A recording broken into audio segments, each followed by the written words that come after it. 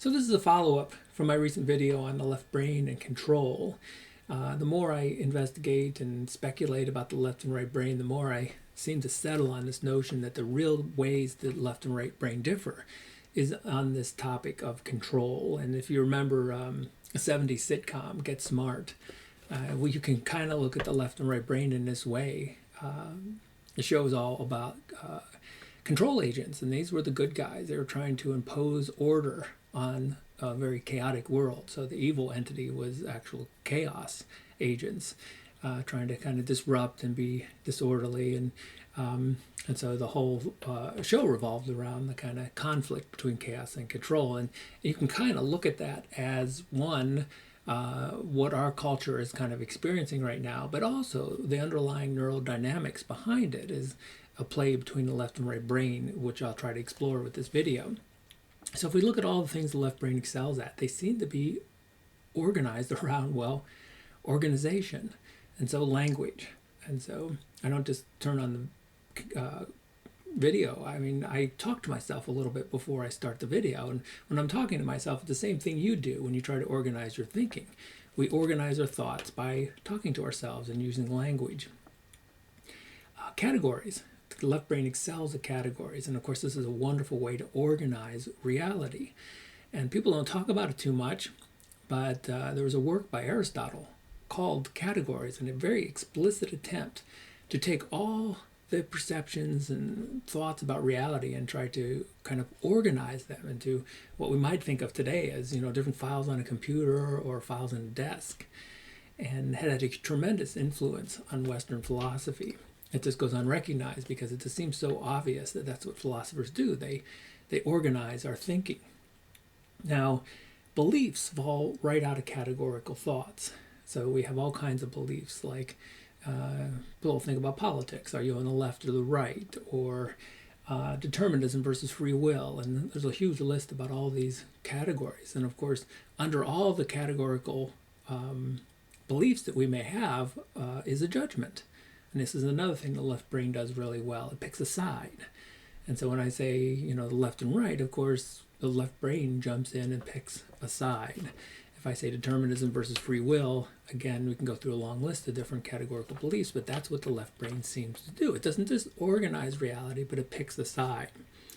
And in that way, it provides that kind of element of control over the chaos of nature. Now, when I talk about the chaos of nature, it's only chaotic from the left brain's perspective. So if we look at what we've done as a species, think about one of the first acts of control was agriculture. So we were hunter-gatherers up until maybe roughly 15,000 years ago. And then the whole planet from about 15,000 to 10,000 years ago converted from just wandering around. Think about how that's kind of a chaotic thing. It's just wandering around, stumbling upon food when we find it, to this organization of controlling our food supply, of planting in rows and harvesting, and the whole thing is organized very strictly with a calendar. And so at roughly around the same time, whether this is a coincidence or not, who knows, but at the same time on a world scale, as we were transitioning over to an agricultural society, governments started to pop up. And of course, this is a very explicit attempt at control. I mean, the phrase government is to govern, to control. And so are these all left brain attempts to change our experience of reality? Well, I mean, that's what I have spent so much time working on. I think it is a very explicit attempt. And I think there's other modes of reality. And in fact, I would say in a very explicit way, that's exactly what meditation is. When we meditate, the whole experience of meditating is letting go of this idea of control. Now, again, I've said this, and I know a lot of people, when they start meditating, they think it's about controlling the mind. And I even posted something recently about, either you control the mind or someone else will control the mind for you.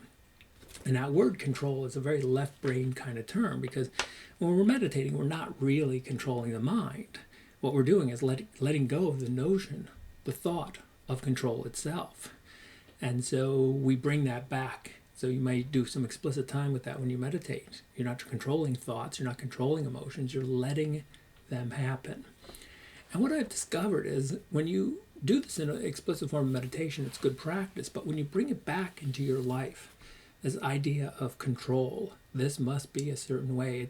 There's an inherent sense of just being miserable or unhappy that it's a drag, which is to say it sort of carries around a lot of weight with it.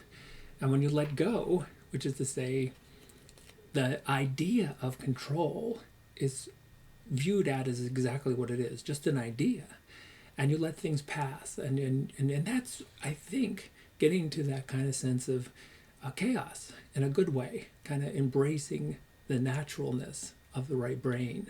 And so much work seems to show that the right brain actually does have a greater appreciation for nature, the bends and the curves and the overall disorder that the left brain has so much trouble with.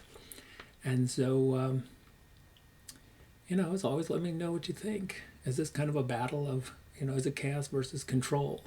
Is that kind of an interesting way to view our modern society? And what happens when you let go of control? What would we be without government? What would existence be like if we didn't have this hierarchy of authority? Could we govern ourselves? Would we even want to govern ourselves?